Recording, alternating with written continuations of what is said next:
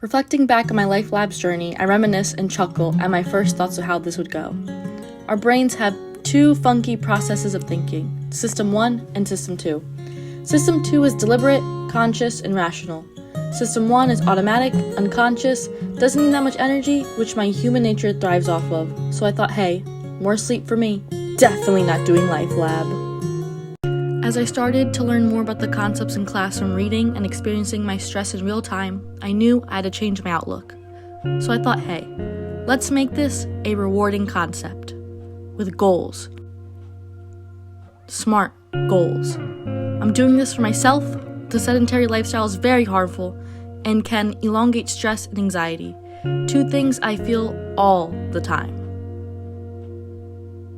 So I chose walking. Nature brings us happiness under 5 minutes.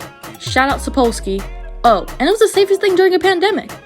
Speaking of Sapolsky, he speaks a lot about the biological and sociological implications of stress.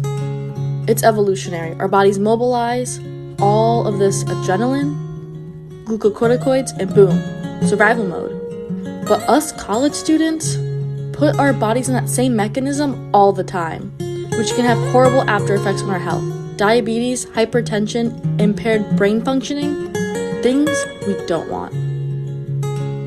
Visualizing my overall motivation to sticking to the Life Lab, it started on the far side of the self-determination theory. I was thinking extrinsically, meaning that I was driven by external rewards like losing a few pounds, sightseeing DC, and I slowly started to move into somewhat internal and external, introjected and identified regulation. It went from just trying to benefit my self-esteem to me thinking, hey, this is a really good self-care practice that I can make into a tiny Life Lab habit. It makes me happy. I should look forward to it, not because I have to, but because I want to. I kind of went back and forth with this. Something hit me during my journey called the false hope syndrome.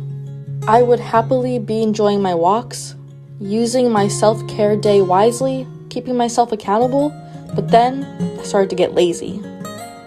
I skipped days, I hated the weather on certain days, and I slowly started to lose motivation. Failure came from consequences of repeated failure, and I was holding myself stressed against unrealistic standards. It was time to renew effort. So I picked my 2 favorite routes, bundled up on really cold, rainy days, and look forward to my Life Lab mornings. These adjustments locked in my tiny Life Lab habit. Social influences and support really provided me with that support to meet my psychosocial needs. My best friends at school who are also studying exercise science were the linking factors of 3 basic needs: competence, autonomy, and relatedness. They provided me with words of encouragement, validation, informational support, and overall emotional support. Some barriers I encountered throughout the journey of my Life Lab was time. Oftentimes my friends are busy to hang out, which made me cancel or made me not want to do my Life Lab anymore. Other times I was lazy or lost that enjoyment feeling and thought extrinsically of the activity. Crappy weather also made my mood go down.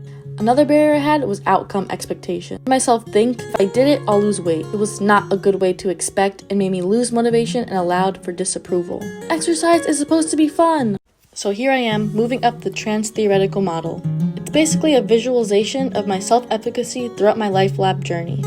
Remember in the beginning, all I wanted to do was sleep? Laziness took over, failure took over, and I wanted to change my way of thinking. So that's what I did. I stopped seeing as a reward concept, moved past successes, built myself an amazing support system, found confidence in exercise, validation support, emotional support, and a fun Life Lab. 2 huge lessons I learned is that us humans are not capable of the stress we put ourselves through.